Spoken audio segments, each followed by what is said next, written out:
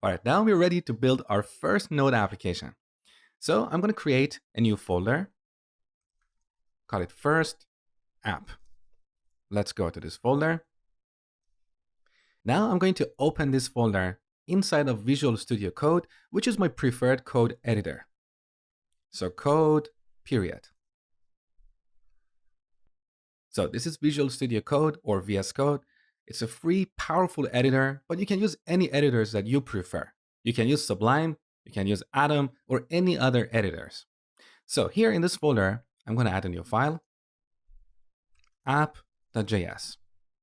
In this file, we can write regular JavaScript, just like the JavaScript that we write for the browsers.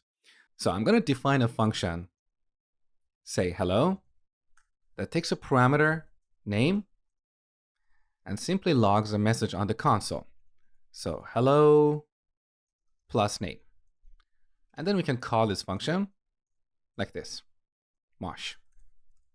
Now to execute this code, we're going to go back to the terminal and run node and pass the name of the file as an argument. So app.js. So Node, as I told you before, is a C++ program. It includes Chrome's V8 JavaScript engine.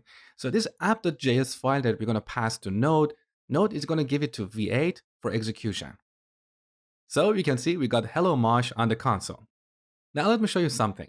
So back in VS Code, I'm going to temporarily comment out this line and do a console.log of window. Let's see what happens.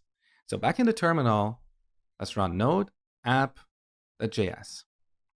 We got an exception. Window is not defined. So as I told you before, in Node, we don't have the window or document objects.